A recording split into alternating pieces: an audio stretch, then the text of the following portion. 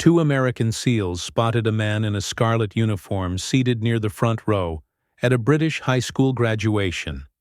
They didn't recognize the Royal Guard, didn't care that he was a father, didn't ask why he sat alone. They just told him to leave, told him those seats were for family. But what they didn't see were the 6 guardsmen already rising behind them.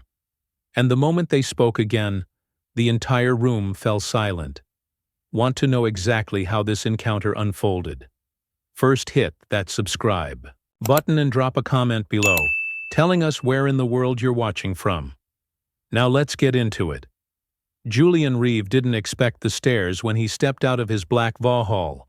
That Thursday morning he didn't expect the whispered conversations, or the way a little girl tugged on her mother's sleeve pointing at that man in the red coat. But then again, it wasn't every day. A Royal Guard showed up to a graduation ceremony in Kent. The school looked exactly like what it was. A typical comprehensive. On the edge of nowhere with concrete walls weathered gray from years of English rain, and a car park where teachers were still setting up folding cones. At 9A handmade banner, reading class of 2024, sagged between 2 lampposts held up more by hope than proper tape. For most people it wouldn't have been much to look at.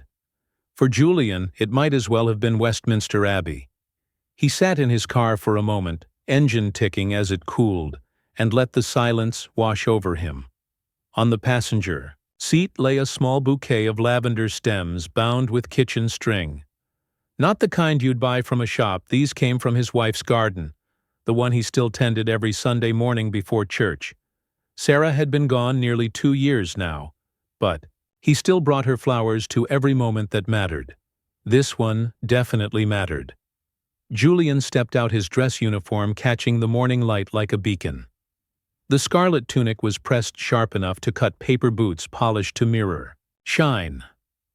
Every brass button gleaming his bare skin sat carefully in its soft case under his arm. He wouldn't wear it today.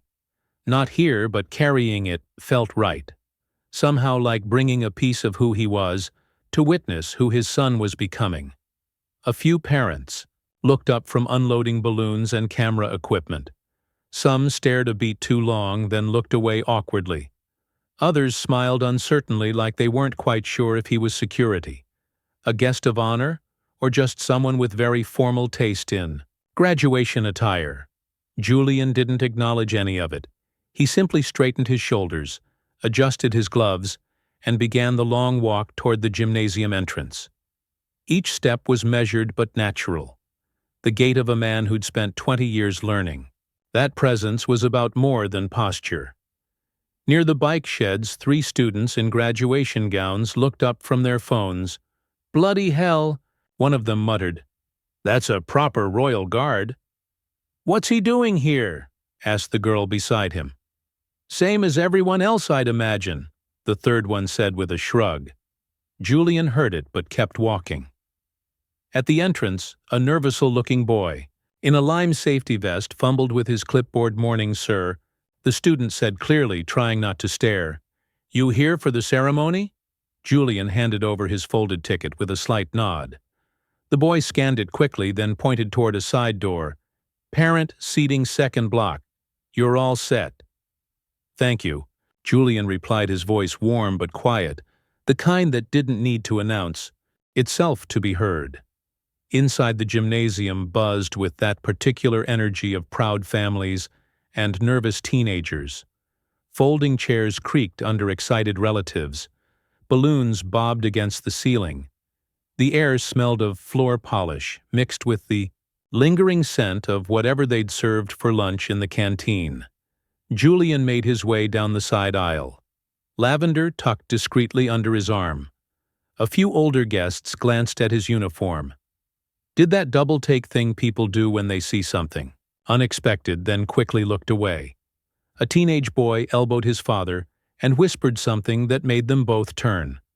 He found his seat second row from the front. 6 chairs in and settled down.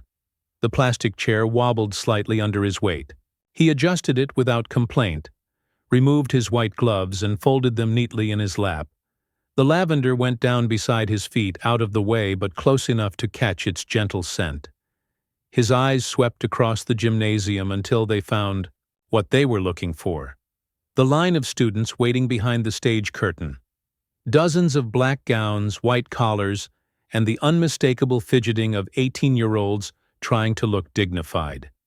He spotted Louis, almost immediately tall like his mother, broad-shouldered like Julian himself, with that particular way of standing that came from growing up in a house where shoulders back wasn't a suggestion. The young man really was chatting quietly with the girl beside him. But even from this distance, Julian could see the nervous energy thrumming through him. Julian exhaled slowly, deeply. The kind of breath a man takes when he's trying not to let 18 years of pride show on his face all at once. For now, everything was perfect. No one had questioned the uniform, the seat, or his right to be there. But that peace wouldn't last long, 'cause 3 rows behind him 2 American voices were already starting to murmur, and neither of them sounded particularly impressed with what they were seeing. Ceremony was running a few minutes late, which meant the gymnasium was filling up with that restless energy that comes when excited families have to wait. Most people were still finding seats, comparing angles for photos, waving at relatives across. The room, normal graduation chaos, but Julian could feel the attention starting to settle on him. Not hostile, just curious. You don't see many Coldstream Guards at comprehensive school ceremonies in Kent. Some people tried to be subtle about it. A few mothers glanced over while pretending to check their phones. Group of teachers near the stage entrance kept looking in his direction, clearly trying to work out whether he was someone they should know about. Others were less discreet. A young father 2 rows ahead had turned completely around in his seat, phone half raised like he wanted to take a photo, but couldn't quite work up the courage. His wife kept shushing him, but she was staring too. Julian sat perfectly still through all of it. He'd learned years ago that the best response to unwanted attention was usually no response at all. Let them look. Let them wonder. Let them whisper.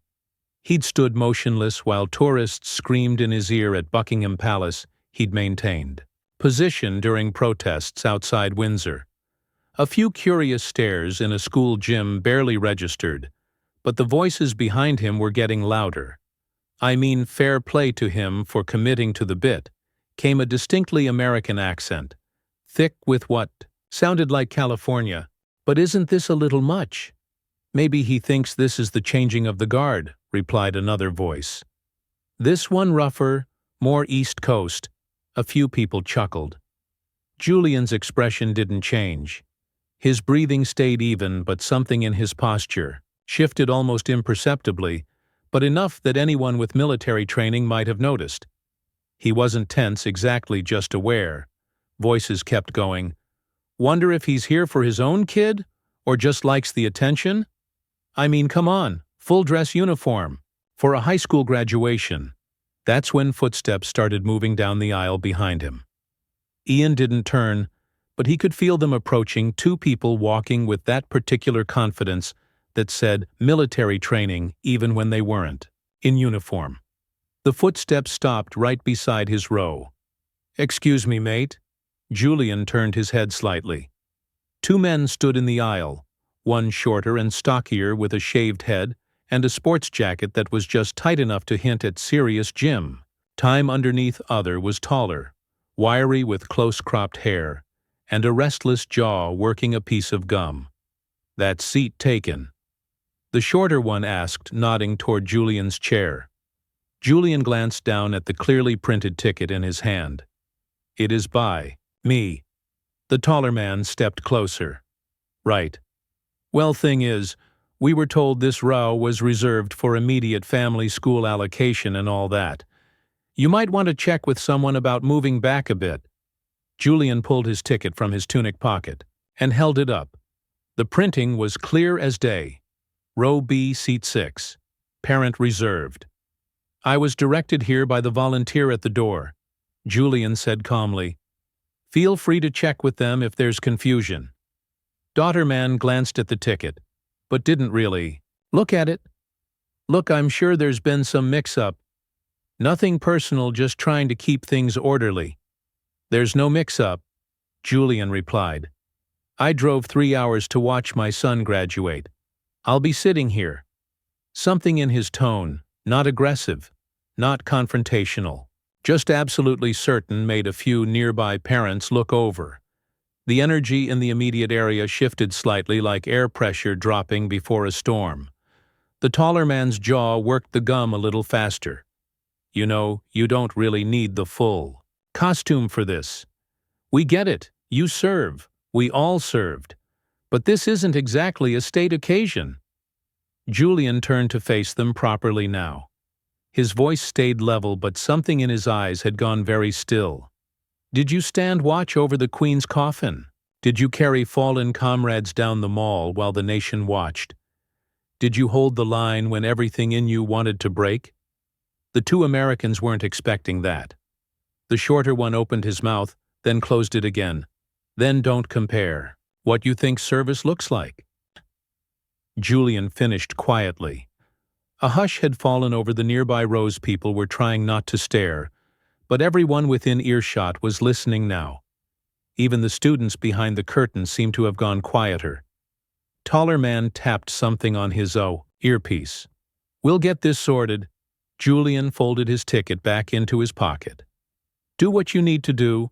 I won't be moving. And that's when everything changed. Because from the far end of the gymnasium, 6 chairs scraped quietly against the floors. 6 men stood up in perfect silent unison. They didn't announce themselves. They didn't call out. They just rose, shoulders, straight eyes forward, hands at their sides. And suddenly the entire atmosphere of the room shifted, like someone had changed. The lighting. The two Americans felt it before they saw it. That particular tingle that comes when you realize you're not in control of a situation anymore, and still hadn't moved from his seat. But now he wasn't alone. The ceremony hadn't started yet, but you could feel something building in the air, thick and electric. Like the moment before thunder, Julian remained perfectly still in his plastic chair, hands folded over his white gloves, lavender resting quietly by his feet. Most of the gymnasium, he looked like any other parent waiting for his child's name to be called. The two Americans standing beside him were starting to understand they'd walked into something bigger than a seating dispute. The men who'd risen weren't obvious about it. No dramatic gestures, no coordinated movement. They'd simply stood up one by one, scattered across different sections of the gym. To a casual observer, it might have looked like people stretching their legs or looking for better views, but there was something about the way they stood, something about the stillness, something that made the hair on the back of your neck stand up. If you'd spent enough time around serious military personnel, shorter American, he still hadn't offered a name, looked around and his confident smirk started to fade. What's happening? Here? Julian's voice was quiet as church. Not here to cause trouble. They're here because they choose to be friends of yours, the taller one asked, though his tone had lost some of its earlier swagger. Brothers, Julian replied simply. On the left side of the gymnasium, the first man had taken a slow step forward. Young, maybe early 30s, with the kind of lean build and sharp cheekbones that spoke of disciplined living. His civilian clothes couldn't hide the way he carried himself, like someone who'd spent years learning. That presence was everything Lance Corporal Mason Elwood Julian had served alongside him at Windsor back when Mason was still green enough to flinch at tourist cameras. That was before Syria, before Mason learned what real pressure felt like. Now he stood like carved stone eyes, fixed not on the Americans, but on Julian. Behind him a second figure had risen from the bleachers, older, maybe mid-fours, salt starting to show in his beard. He wore a pressed white shirt and dark jacket, arms folded across his chest, with the patience of someone who'd waited in worse places than school gymnasiums. Staff Sergeant Amir Kingsley. He'd been the one to drag Julian out of a collapsed building in Helmand back when they were both younger and stupider, and thought they were invincible. Now he just stood there calm as deep water like he had all day. A third man rose from the center section, broader than the others, with shoulders that strained his blazer, and hands clasped behind his back, like he was still on parade. Corporal Junaid-e-Rahman, the quiet one who never said much but always seemed to appear exactly where he was needed most. Once held a position for 14 hours straight, while under sniper fire never moved a muscle. Standing in a school gym was probably the easiest thing he'd done all week. The Americans were looking around now. Really looking, and what they saw was making them increasingly uncomfortable. "This is getting ridiculous," the shorter one said, but his voice had gone up half an octave. "We're just trying to sort out seating arrangements." From the far corner, a fourth man stood older than the rest, pushing 50, with gray threading through his hair, and the careful movements of someone whose body had been through more than it should have. Sergeant Felix Aoy, retired now but still carried himself. Like the day he'd enlisted, Julian had served under him as a young guardsman, learned about discipline and dignity from watching Felix stand perfectly still while drunk tourists tried to make him laugh. The fifth man rose from near the stage, youngest of the group, barely old enough to have earned his stripes. But when Private Declan Farrow stood up, people noticed. Maybe it was his size. Maybe it was the way he moved, like he was still 18, and bulletproof Julian had mentored Declan through his first winter at Wellington Barracks when the boy was homesick and questioning whether he'd made the right choice. Now Declan was here, standing quiet and solid, because some lessons stick deeper than others. And finally, last, but certainly not least, came the scrape of a chair and the soft tap of a walking stick against linoleum. As warrant officer, Thomas Vale rose to his feet, retired, decorated, one leg still, stiff from an old injury that he never talked about, but everyone knew came from somewhere that mattered. It took him longer to stand than the others, but when he did, the effort alone sent ripples through the nearby rows. A mother gasped softly. Teacher stopped mid-sentence. The gymnasium wasn't confused anymore. It was witnessing something. 6 cold stream guards scattered across the room like they'd been planted there by design, standing in perfect silent solidarity with a man who hadn't asked for their help but had earned it anyway. Taller American looked at Mason, who still hadn't moved from his position in the aisle. "This is insane. We're not threatening anyone. We're just trying to clarify seating arrangements." Ass's voice was quiet, but carried like it was coming through stone. "You've clarified enough." "What's that supposed to mean?" From the bleachers, Felix's voice rolled across the gym like distant thunder. "Means you're in the wrong country to question a guardsman's right to sit where he belongs." Shorter American's face was wreathing now. "Are you people threatening us?" "No," came Declan's voice from near the stage, calm as morning. "We're reminding you." And suddenly the 2 Americans understood something that Julian had known from the moment they approached. This wasn't their story anymore. They were standing in a room where a color sergeant had come to watch his son graduate, wearing the uniform he'd earned through sacrifice they couldn't comprehend, surrounded by men who'd bled beside him in places most people couldn't pronounce. The shorter American looked back down at Julian, and for the first time something in his expression changed.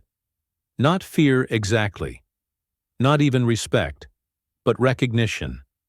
He'd walked into someone else's moment and assumed he could control it. Julian looked up at him with those calm, steady eyes. "You've said your piece," he said quietly. "Now you can sit down or leave. Either way, this conversation is finished." And for the first time in what was probably years, neither American had anything to say, because they'd just learned the difference between demanding respect and commanding it. Silence that followed wasn't empty. It was full, heavy with the weight of understanding, thick with the kind of respect that doesn't get demanded, but rises naturally when it recognizes itself. Julian stayed seated, unchanged, unmoved, but the air around him had transformed completely. The 2 Americans stood there for another few seconds, looking like men who'd confidently walked into What they thought was a simple conversation and discovered they'd stumbled into a cathedral during service. Finally, the shorter one cleared his throat. "Right? Well, seems like there's been some confusion." Julian didn't respond. He didn't need to. The taller American glanced around the room one more time, taking in the 6 motionless figures who were still standing still, watching, still waiting. We'll go find the organizers. Sort this out properly." But they didn't move toward any organizers. They simply backed away, returning to their seats. 5 rows back, heads down. Voices suddenly much quieter. No apology. No acknowledgement of what had just happened. But they didn't look at Julian again. 6 guardsmen remained standing for a moment. Longer, not in triumph, not in warning, but in something deeper. Something that spoke to bonds forged in places where standing together was the only thing that kept you standing at all. Then, as silently as they'd risen, they began to sit back down. No fanfare, no dramatic gestures. Just 6 men returning to their seats scattered across the gymnasium, looking for all the world like they'd simply been stretching their legs. But everyone in that room, every parent, every teacher, every student, peeking through the curtains, knew they'd witnessed something extraordinary. Not because it was loud or dramatic or made for good video, but because it was real. And from the lineup behind the stage, Julian Reeve had seen everything. Ceremony resumed, with a crackle of feedback from the microphone and the rustling of programs as people settled back into their seats. But the energy had changed completely. Where before there had been the usual graduation buzz, excited chatter, squeaking chairs, the occasional burst of laughter. Now there was something more reverent or careful, like the room had learned something about itself and was still processing what it meant. Julian remained exactly where he'd been throughout the entire exchange, hands, folded back, straight eyes, fixed on the stage where the headmaster was shuffling through notes and trying to pretend nothing unusual had happened. But something had happened. Everyone felt it. The applause that followed each name seemed more thoughtful. Now more deliberate. People weren't just clapping because that's what you do at graduations. They were clapping like they understood they were part of something that mattered. Near the back of the line, Lewis waited with his name card pressed between nervous fingers. His heart was hammering, but not from pre-graduation jitters, from something much bigger. He'd watched the whole thing unfold from behind the curtain, watched 2 men approach his father like they owned the place, watched his dad sit there calm as stone, never raising his voice or losing his composure.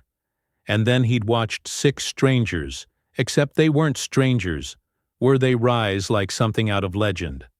For 18 years Lewis had known his father was different. Not flashy, not loud about it, but different. There were the photos on the mantelpiece that his mom would dust carefully every week.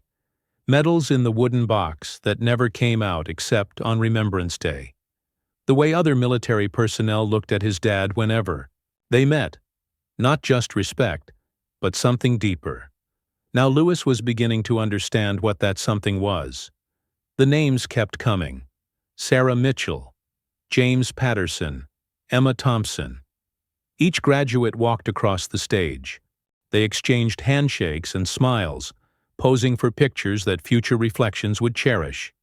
The audience offered polite applause, while family members erupted with cheers. Life proceeded as it was meant to. Yet beneath the surface, a transformation had taken place. A shift related to dignity, presence, and a quiet strength that eschews grand announcements. Julian Reeve. The name resonated through the space like a bell, clear and unequivocal. There was a brief pause, slightly longer than for the previous names, as if even the announcer grasped the significance behind those 2 straightforward words.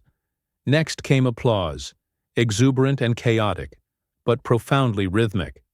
The 6 guardsmen clapped in perfect synchronization, measured and deliberate, mirroring the final notes of a ceremony steeped in history, far exceeding the importance of any graduation. Parents who had barely given attention to earlier names were now on their feet. The headmaster, who had appeared disengaged for the past hour, suddenly stood taller. Lewis strode across that stage as though he had been trained to do so for all his life.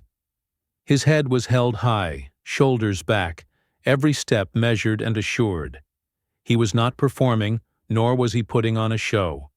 He simply embodied the quiet dignity learned from observing a man who commanded respect without needing to assert it. He shook the principal's hand firmly, accepted his diploma with genuine thanks, and then directed his gaze toward the audience. His eyes scanned the crowd, until they landed on the familiar face he sought. His father, still seated in a fragile plastic chair, exuded a quiet authority that had silently compelled 6 warriors to rise without uttering a word.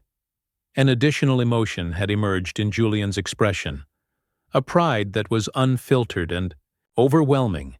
It wasn't merely about the graduation or the occasion, it was a celebration of the remarkable young man his son had become. Lewis didn't wave. He didn't have to. A simple nod conveyed everything that needed to be understood. Julian mirrored it with exactitude and precision. That was sufficient. The applause extended longer than expected, rolling through the gymnasium like thunder that was reluctant to fade. It wasn't due to personal connections with Lewis, as most didn't know him, but because they had all participated in something that surpassed the typical confines of a school event. They had witnessed the intersection of authentic authority and hollow demands. They had seen dignity in action and grasped the distinction between power that demands affirmation and strength that simply is. Now they beheld the son of that strength embarking on his journey, carrying lessons that are only absorbed through experience rather than told in classrooms. The ceremony concluded in its usual fashion. Final comments, the school song, and the traditional cap toss that sent hats soaring into the rafters like confused blackbirds. Families began the gradual process of collecting their belongings, embracing their graduates, and attempting to orchestrate photo opportunities amidst the turmoil. However, the true ceremony, the one that transpired in the moments between conflict and resolution, need and dignity, would resonate in the memories of everyone present far longer than any printed agenda. The gymnasium emptied in the typical manner. First, excited families hurried off to celebratory dinners, followed by the lingerers capturing last photographs, and eventually, just the maintenance team stacking chairs and tidying up the aftermath. Of celebration, Julian remained seated. He had learned long ago that remaining calm could often be the most effective response to disorder. He waited until the bleachers had mostly emptied, until the line at the stage dissipated, and until the 6 men who stood with him had begun their quiet departures. There were no grand farewells, no pats on the back, or congratulations, just the subtle gestures of men who recognized that some matters didn't require words, merely presence. Mason caught his gaze from across the room and offered a slight salute, almost imperceptible, just a light touch to his forehead, but carried with it everything significant. The others followed his lead in their unique ways. A nod from Felix, a fleeting smile from Declan. The rhythm of Veal's walking cane tapping against the ground, a sound Julian associated with training fields and parades. Then they vanished, blending back into their civilian existences as seamlessly as they had stepped out of them. Finally, Julian rose his back, protesting slightly after sitting in a plastic chair for an hour, and headed towards the corridor where families still gathered around their graduates. Lewis awaited near the trophy case by the main entrance, his gown unzipped and hanging loosely. Diploma folder tucked under one arm, his tie crooked from the anticipation. And there was something in his expression, not precisely an emotion, but something deeper, perhaps comprehension. They found a quiet spot away from the remaining crowds and camera flashes. The celebration noise carried on around them but felt remote now, like background music to a dialogue that held far greater importance than anything else in the building. "You doing okay?" Lewis asked first, since that's how Julian had instructed him to approach such moments. "Check on others before yourself." Eerie, Julian affirmed, "How about you?" Lewis studied the diploma in his hands, then looked back at his father. "Yeah, I am." A moment of silence. "I witnessed what occurred. I was ready to leave that stage. Dad, I swear I was 2 seconds away." From stepping off, Julian placed a steady hand on his son's shoulder. "And that's exactly why you didn't." Lewis blinked. "What do you mean?" "Because you understood I could handle it," Julian replied softly. "And because you recognized that moment wasn't. For them, it was for you about standing firm when everything tries to bring you down." Lewis nodded slowly, digesting this. Who were those men? The ones that stood up. Julian looked back at the emptying gymnasium through the doorway. He could see the last few families gathering their belongings, teachers collecting programs, custodians starting the lengthy process of restoring the space to normal. "Men who knew your mother," he finally said. "Men I fought alongside men who didn't require asking because they understood what the moment needed. They didn't say much. They didn't need to." Julian replied, "True loyalty isn't loud, Lewis. It's simply present when it counts." Stepped out into the afternoon sunlight. The warm rays felt pleasant after the chill of the gymnasium, and the school grounds were settling as the last remnants of the celebration moved to restaurants and family homes. Throughout Kent unlocked the Vauxhall, and they slid into the familiar silence of the car cabin. Lewis noticed the small photo placed into the dashboard, his mother cradling him as a baby. The image somewhat faded, yet still clear enough to depict the joy in her expression. "Have been emotional throughout the entire event," Lewis murmured. "Probably made you retake." Every photograph until we all appeared flawless, Julian managed to smile at least twice. She had a remark ready for those Americans. They both laughed, knowing Sarah Reeve had a reputation for not tolerating rudeness, no matter the source. A relaxed silence enveloped them as Julian switched on the engine. Then Lewis pivoted in his seat, his tone turning serious. "Why didn't you say anything to them initially? You just sat quietly." Julian thought over his response while adjusting the mirrors, taking his time. "Some questions warrant more than hasty replies. Because I don't need to validate my identity," he finally stated. "And I don't have to amplify my voice to be acknowledged." He glanced at his son.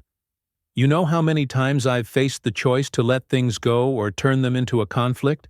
Often, silence lends power to your words. When it truly counts, people remember who remained composed." Lewis absorbed this, nodding slowly. "You didn't just stay composed," he said after a moment. "You inspired other men to stand up for you." As Julian exited the parking space, the school became smaller in the rearview mirror. "No," he replied. "They stood up because they've witnessed me doing the same for them. They understand what loyalty means when it's put to the test, and sometimes the most effective action is simply to remain steadfast." The car quietly hummed as they merged into the flow of traffic, leaving the school grounds. Other families likely, engaged in their own post-graduation discussions, planning dinners, talking about universities, careers, and the future. But for Julian and Lewis, this journey felt unique, like a passage between who Lewis had been that morning and who he was evolving into. It was the transition of something that couldn't be neatly packaged and handed over, but rather demonstrated and aspired to. "What do you want for dinner?"